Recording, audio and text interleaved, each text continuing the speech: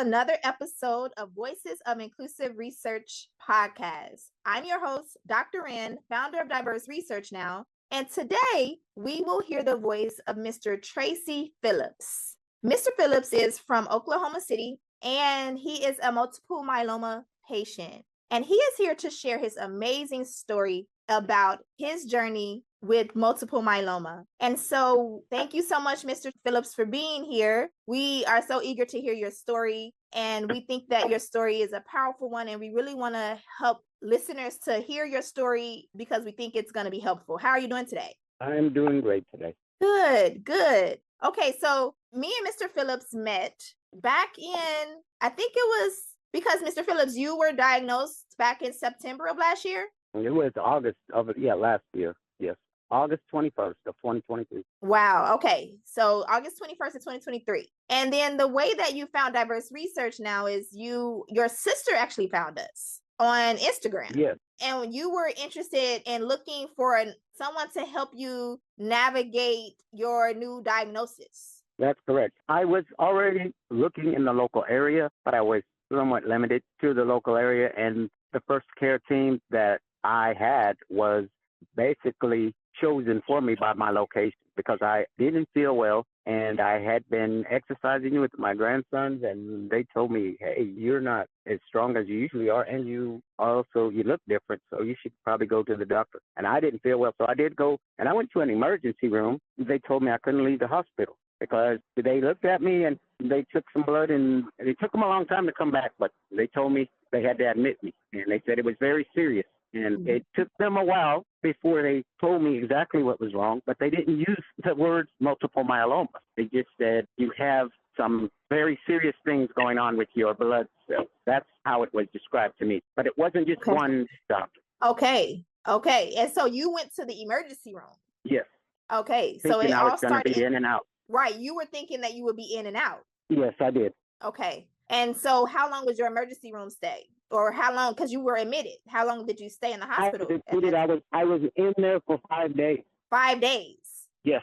Okay. And then at the end of that 5 days, that's when you found out about the multiple myeloma diagnosis. Is that right? Yes. Okay. But they had to take care of me immediately. One of the main reasons they had me stay in there, they told me that I needed a blood transfusion. They told me, hey, you're low on blood. And so they gave me some blood and told me they had to observe me. And I told them I felt okay. I thought I was going to get to leave, and I had to stay there for 5 days.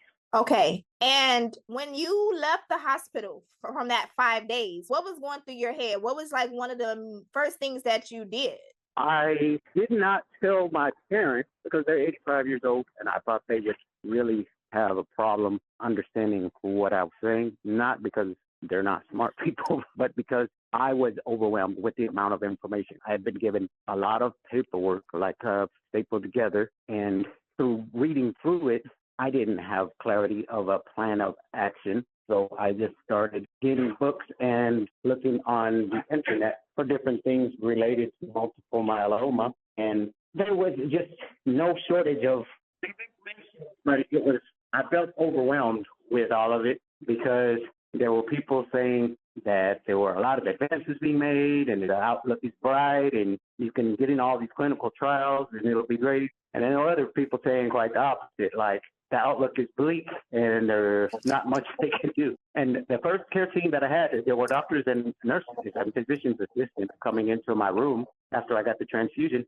and they didn't appear to be optimistic because they were asking me questions such as, do you pray? Are you a spiritual person? Because this multiple myeloma it's treatable, but it's not curable. So that's how they were talking to me. And then they recommended me to go to a specialist. And I went to that guy. He actually came to the hospital and talked to me. And then I went to his place where he has his own place, and he did a bone biopsy on me because, he did a biopsy and he wanted to see, I guess, whatever he could not see through a PET scan, the extent to which, if there had been any damage done and how serious it was.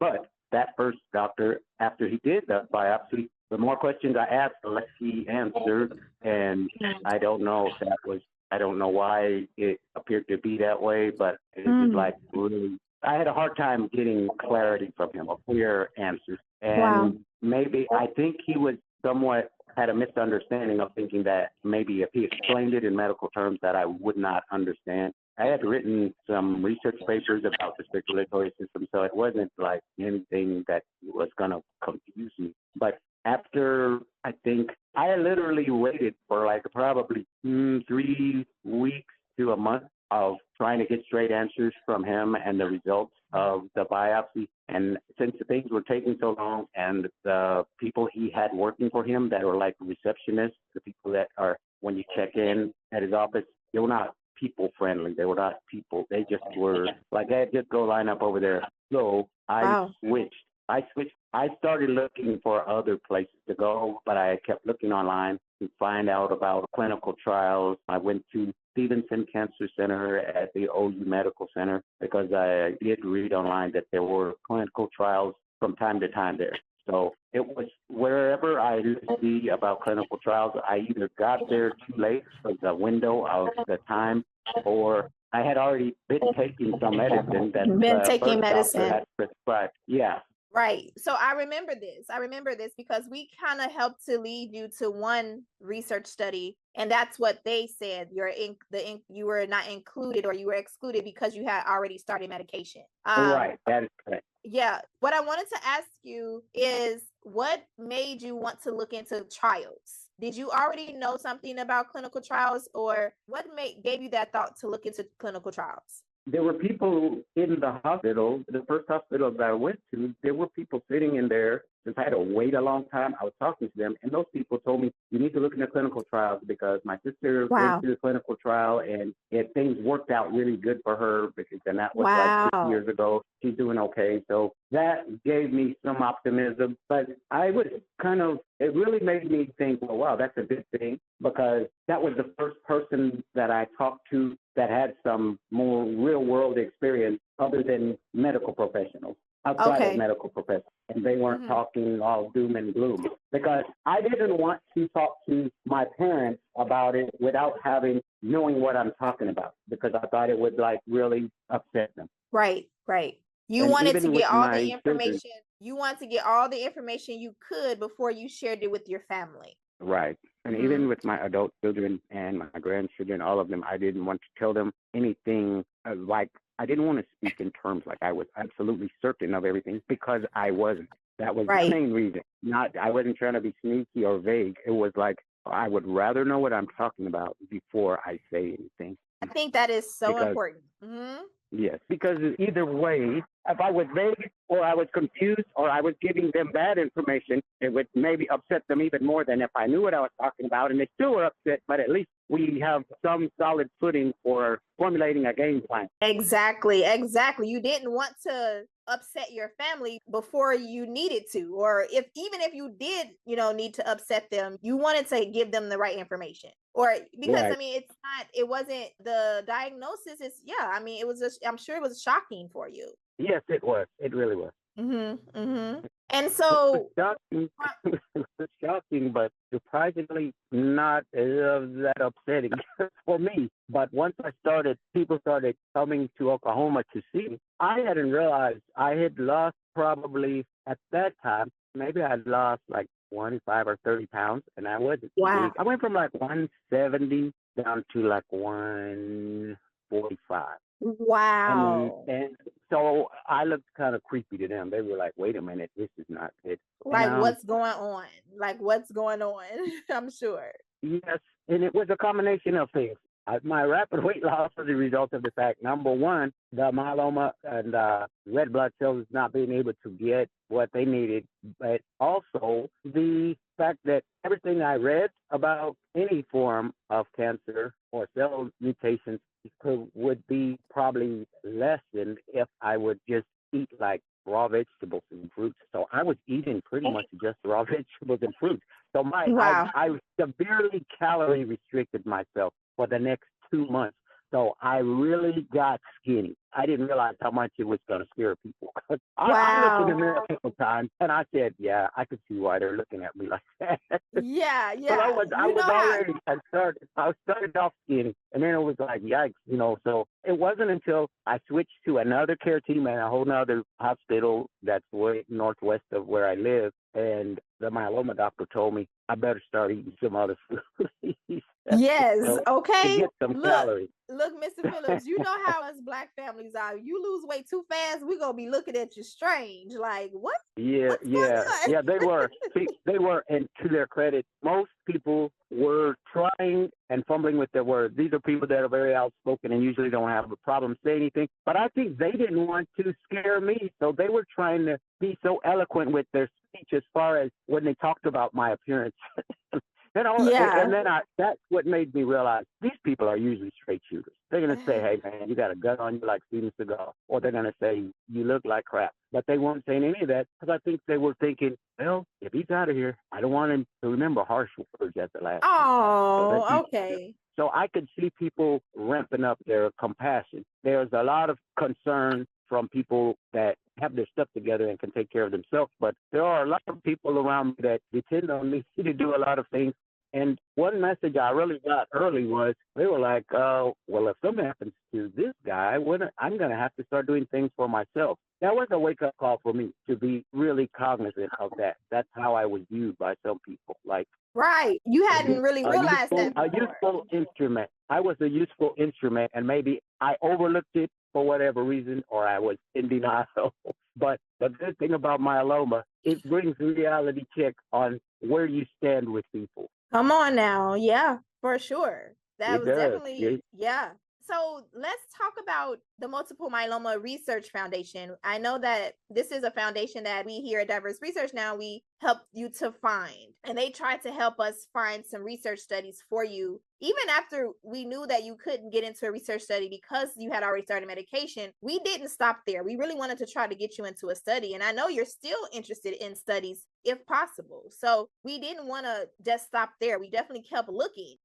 But I know that ultimately we did not get you into a research study and your care team has started talking about a procedure. And so tell me a little bit about that. So the new care team that I got was what they recommended was that if I took this certain medication for like 2 or 3 months, I would hopefully go into remission or at least get my blood to be as close to normal as it could be and then to do a bone marrow transplant.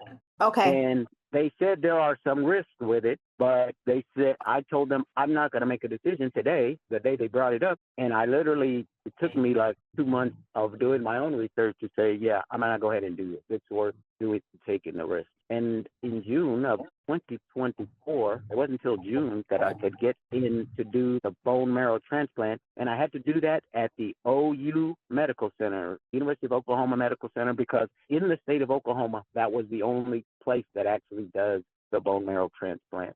Okay. And so that's where I went in the 12th of June, 2024. I know that we was on the phone together with you when you spoke with the mentor from the Multiple Myeloma Research Foundation. And I cannot think of her name right now, but I know she was super sweet, super helpful for you. Did she help you to make that decision? Because I know you were wondering if you wanted to do the bone marrow transplant or not. Yes, I was definitely indecisive. And I'm sorry that I forgot to mention that lady because I don't remember her name, but I have it written down somewhere. I'm not at home, but she was very helpful. I cannot say enough about the fact that she was adamant about the fact that she thought I should do it and I should listen to my doctors and not just make willy-nilly decisions about things that they don't recommend because she has had good results and I don't want to guess her age. I was going by her voice. I mean, I'm 62. She sounded like she was older than me. I think you guys were around the same age, Mr. Phillips. I think you guys were around the same age. Okay, all right, okay.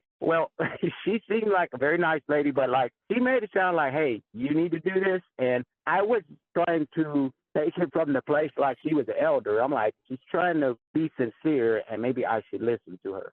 She really made me feel more at ease about it. Good. Any doubts that I had, whether it was her intention or not, the way she talked about it alleviated some of my apprehension. It's really good that you brought it up again because I haven't thought about that conversation in a while. And it did make a difference. I remember it making a difference for you because after we had that conversation with her, like not too long after that, you made your decision and you were going in for your surgery. And I was like, whoa, Yep. okay.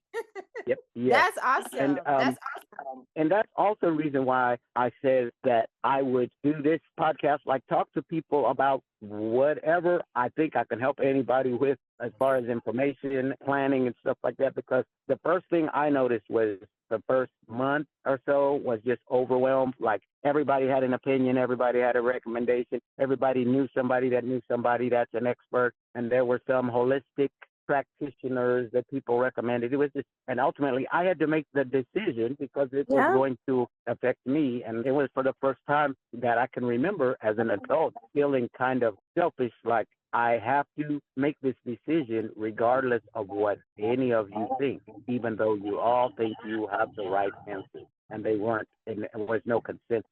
They were all over the place. Wow. Yeah, no, that's pretty tough because you had to make that decision for yourself.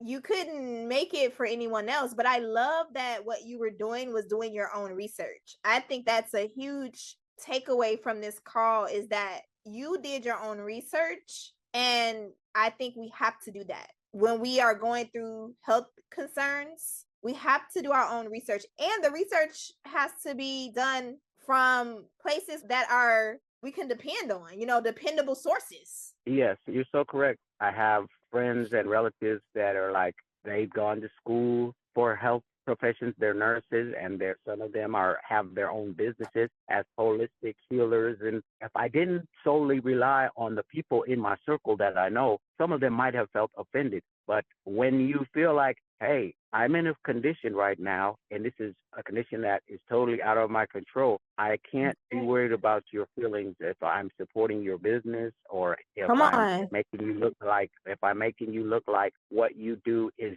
standalone valid on its own. So me showing skepticism towards what some people are recommending, I was met with some resistance, mainly because those people don't have multiple myeloma, and they eat a lot of crap that I don't eat, and they don't exercise ever. And they got an attitude with me because they were saying, hey, you think you know more than me just because you do all these jiu-jitsu tournaments and you eat all this organic food. Well, you did all that for the last 30 years, and guess what? You still got cancer.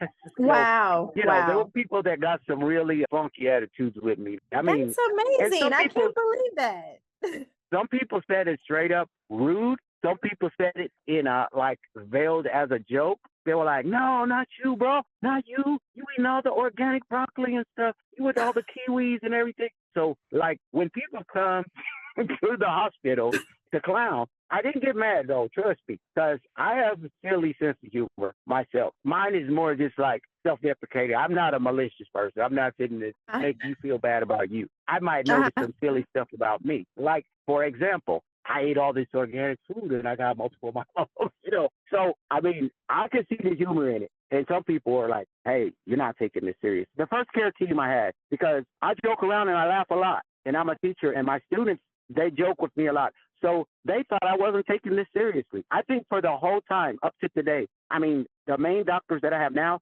they know this is just the way I am. At the beginning, those people, they were like, he's not taking this serious. He's sitting up there joking about boxing and different stuff. And it's like, yeah, these things, I will say, no matter what the diagnosis, I learned this about myself. I don't know if it's going to be the same for everybody, but if you like to joke around, that doesn't go away just because they tell you, well, you might. That's right. And I think that this is such a good point that you're making. I think it's important for us to not assume how people are going to respond to certain things that they're going through. They're thinking, oh, you should be sad and head down and moping around, and because you have this diagnosis, and you chose another way, and that's great, and that's okay. So we should. I don't think I necessarily chose it consciously. It was in the spirit of just gratitude of knowing, look, for 6 decades, I've been very well loved. I've been mostly healthy enough physically to do everything I wanted to do. I've been able to accomplish like most of my goals in life. So I'm like, Wow. for me to not be grateful, I couldn't get like, woe is me and, oh, this is why not someone else, Yeah. because of the life that I've lived. It would be so ungrateful for me to take that stance. And so the essence of who I am, it was not affected. So if something's funny, it's still going to be funny. And I'm still going to laugh. So, I mean, if someone tells you, well, you know, next month they're going to put you in a box and put dirt over you, all the stuff that happened up until that moment, the stuff that's funny is still going to be funny. Come on, So, Mr. Phillips. and I love that. that doesn't mean I wasn't taking things seriously. That's all I wanted you to understand from that. But Yeah. it was unfortunately it was taken that way by some healthcare professionals. Okay. They were like, Okay. you don't realize the serious nature of this. I was like, yes, I do. I do. Okay. Yeah. So that's a good point. Healthcare professionals don't assume that the person is not taking it seriously. If they're telling you they're taking it as seriously, believe them. You know, I think if they knew me before the diagnosis and they knew this is just the way I am, maybe they would have been like, oh yeah, that's how he is. He clowns around a lot. That is so true, because this was a new care team for you. So they didn't know you. They didn't know you before. Right. So yeah, I mean, I understand them looking at it that way. I didn't have a problem with that. Okay.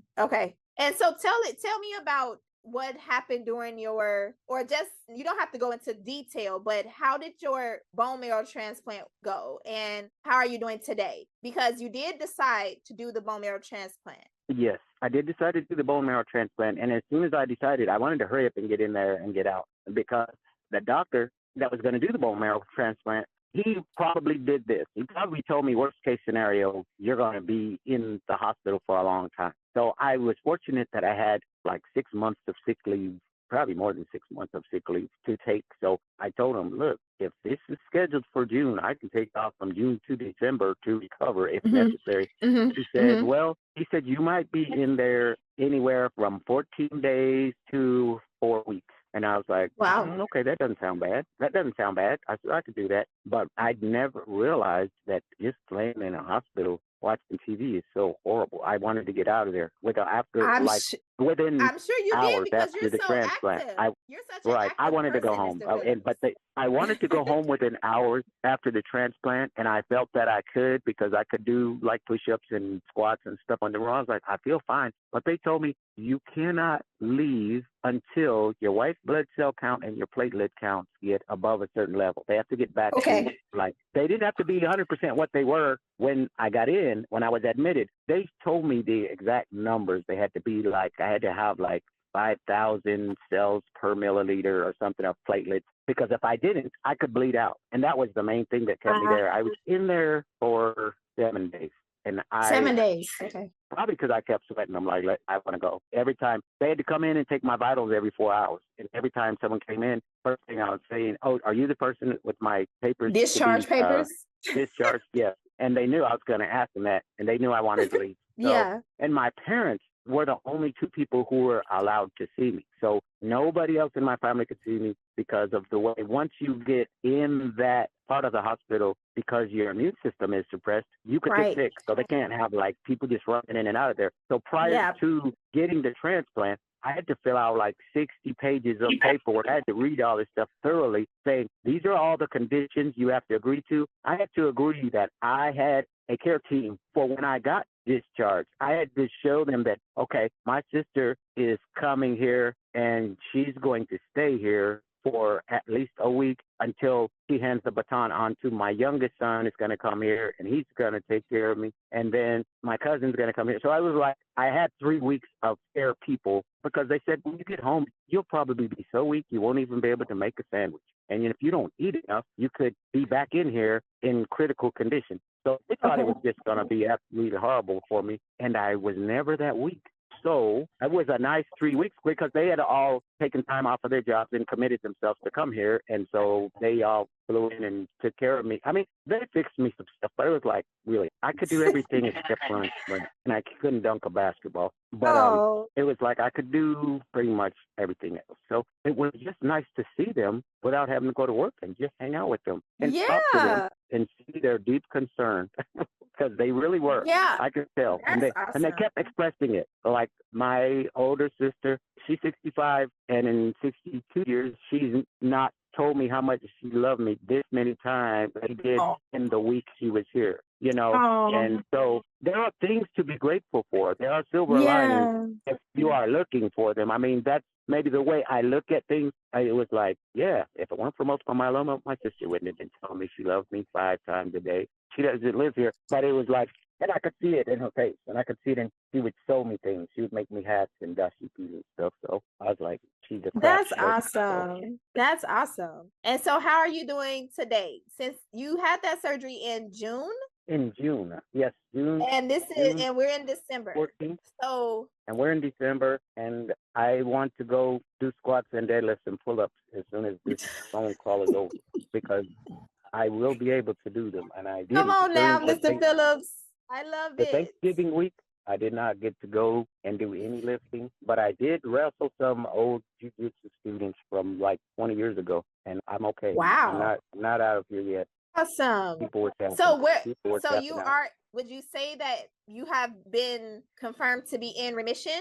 That is what the doctor said, but then he said, when I go in on the 10th of this month, which is next Tuesday, that I might have to be on a maintenance program of things to keep me from getting infections because my white cell count and platelet count are still lower than they were before the transplant. So Okay. I'm not 100% like super wonderful as far as like, for example, this season is flu season. And if I lived in Denver, I would probably be really panicking about it. But it's like I know there are people that are getting COVID and 2 different types of flu and RSV. And if your immune system is suppressed, you have to worry about that kind of stuff. And I'm not Yes. wearing a mask. And I am a teacher and I'm exposed to a lot of students. And where I teach, students come from all over the world. So if you get Wow. students that are from Egypt and Korea and stuff, you're exposed to a lot of different things. So that is a concern. And I know there's the medicine is called valaciclovir,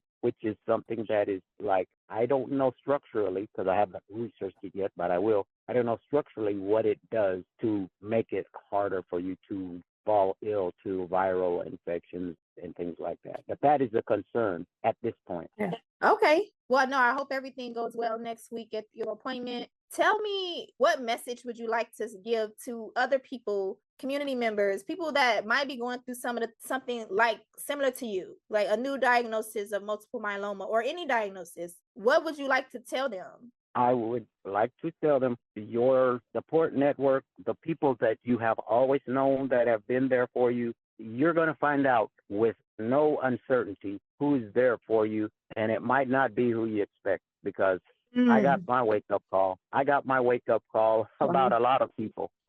Wow. Because some people are always only going to be concerned with their well-being, and it's not, I don't even think it's a malicious thing that they do, but they are emotionally immature and they're incapable of putting someone else's well-being ahead of theirs. So they're always the center of attention, and they're always the story, and you could be bleeding out in front of them, and they're still worried about if they got the right kind of shoes on and stuff. And you sometimes don't see that until things get critical. And I didn't see it. There are people who I've known them for a long time. And when times are good, they're okay. But when times are bad, they're not the people I want around. And once you get through that shock wave of who's for real and who's not, then you can navigate the water. Because the people that will provide buoyancy in the rough water, those people aren't going anywhere for whatever reason, and be grateful for those people. But also, you will have to have the courage to ask questions and always have something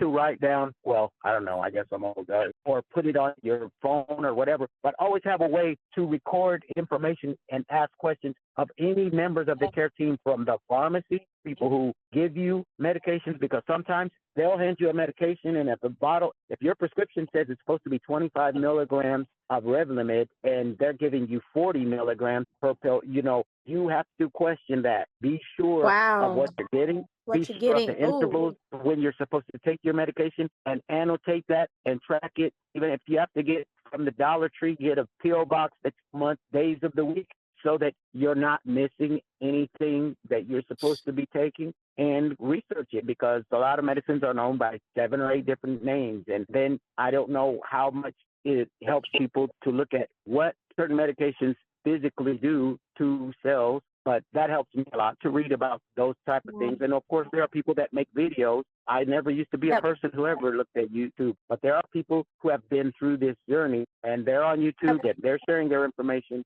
I'm sorry. That's go right. ahead. That's right. No, I was just listening in. Yeah, no, Okay. that's right. There's people on YouTube, But a lot of information on there. But there are people who, like myself, if somebody calls you and they want to get a hold of me, you can give them my phone number, and I have anything that I can help you with specific information, I will do it, because I understand the beginning. When you first get your diagnosis, people are very vague, or they talk in circles, or they'll say something like, well, I'm of this particular religion, and I made a sacrifice of 3 chickens or whatever it is, and now I'm good. And if someone tells you that, I'm not dismissing it and saying, but I'm just saying you'll get things that may not be in alignment with what you are about and what you practice and what you do in your life. But it can be overwhelming if you get too much information. I have binders. Literally, I have 4 boxes with binders in them, with 3-ring binders, where I would write stuff down and categorize it and tab it and say,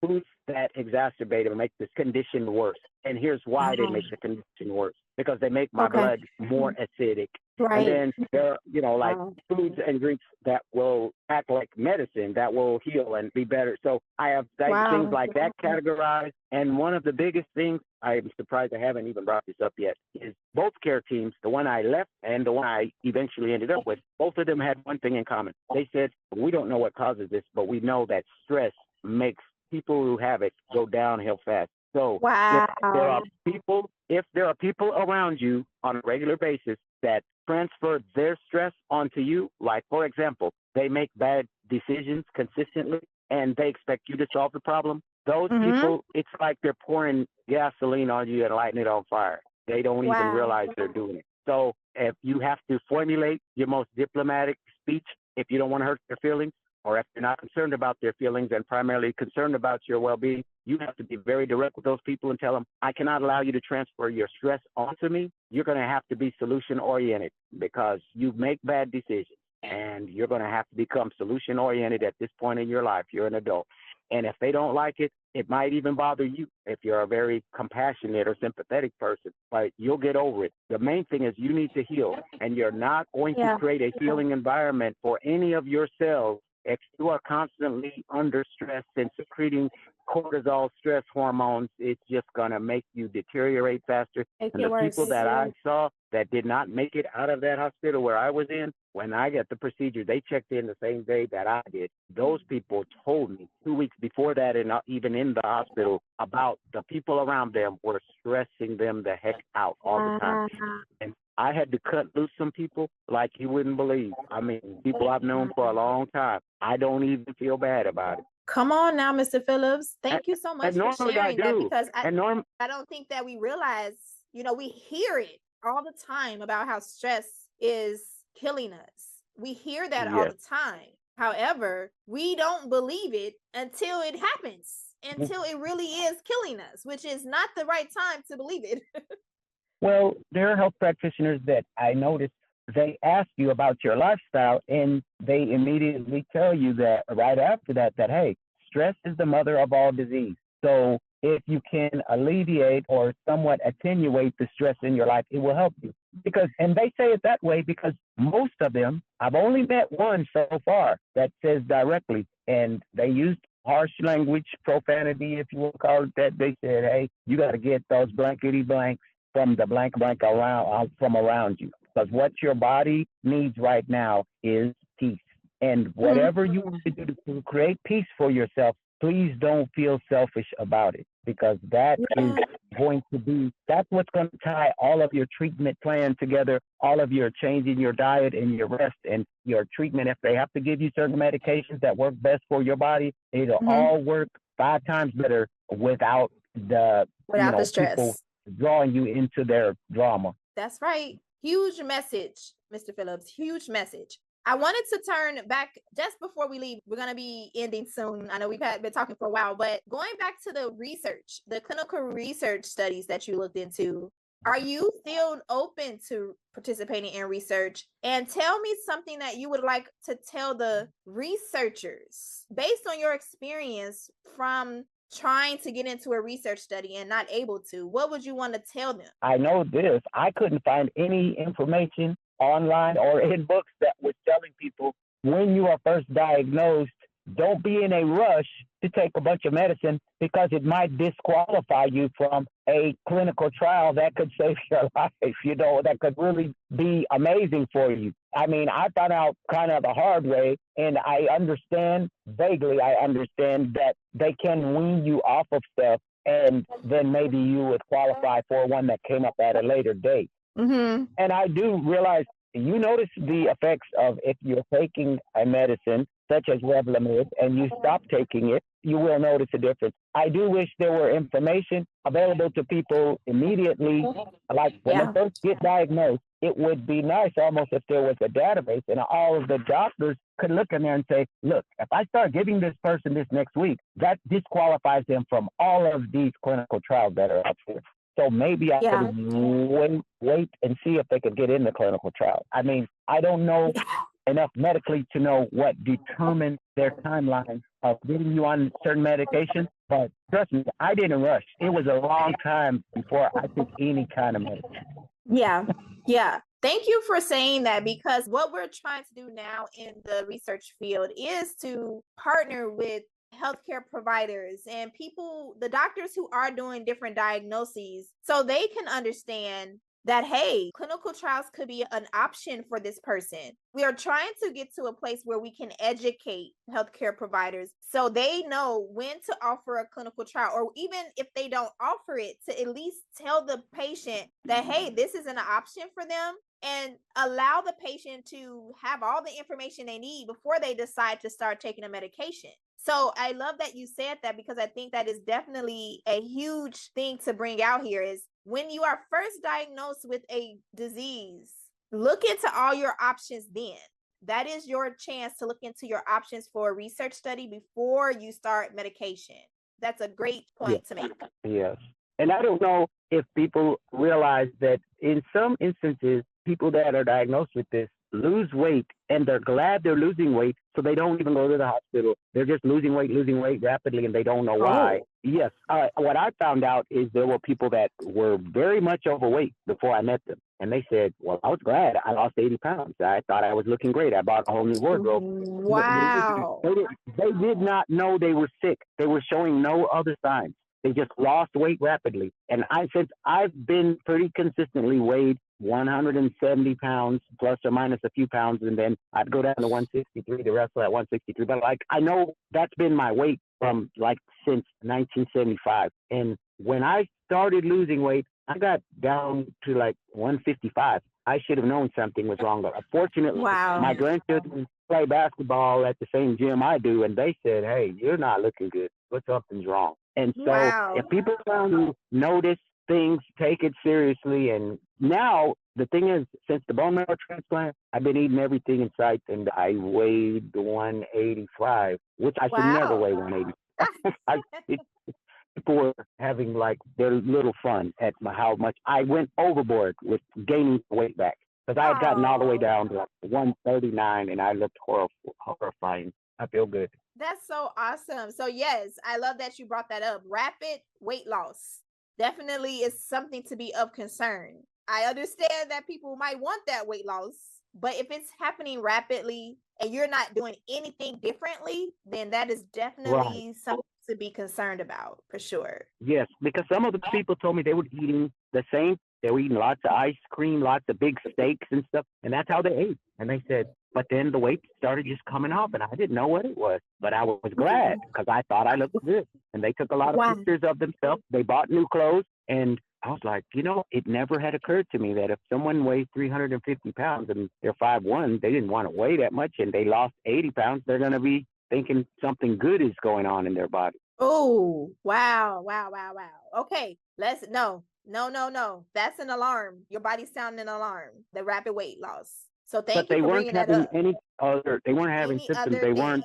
They had nothing else. They didn't feel weak. They weren't having problems. And other people noticed. So the other people in the other family members noticed that accused them of taking stuff for weight loss. And the more conversation got around their health, then they were told, you need to go to the hospital then because you're not walking, you're not exercising, and something's wrong. So sometimes the people that are around you, I know there's an African proverb that says, she who has a sister does not need a mirror, because the people around you sometimes notice the things that you don't pay attention to, and it's a good thing. So true. I think that's a perfect place to end our call right there. That is so true, that the people around you can see things a little better than you. So pay attention to that for sure. If you start taking a medication and you don't notice adverse reactions, all these medications they have that they might give to you, every last one of them, they'll give you a paper that has a list of possible side effects, and you may not notice. I will say, when I took this stuff called aceclopir, I got some eyelid infections, and fortunately for me, they were bacterial infections. But and so I was given an antibiotic for them, but I didn't notice it was other people around me. It was students saying, "Hey, what's wrong with your eyes?" And then I looked closely in the mirror and I could see. So it is wonderful to have people being observant that are in your care, that are caring for you. Yes, I agree. Well, thank you so much, Mr. Phillips, for sharing your story with us today and your experience. I'm so happy that you're doing well and that the procedure went well for you. And I just wish you all the best. Okay. I'm sorry I couldn't be on where they could see me and see how fat I am. No, it's okay. I'm not, it's okay. I'm just kidding. I'm not fat, but I mean, I'm definitely not like I was. No, it's okay, because we still heard your story, and that was the most important thing, that we heard your story. So thank you so much, and I will be in touch with you soon, because I definitely want to stay in touch, okay? No problem. Thank you. All right, bye-bye.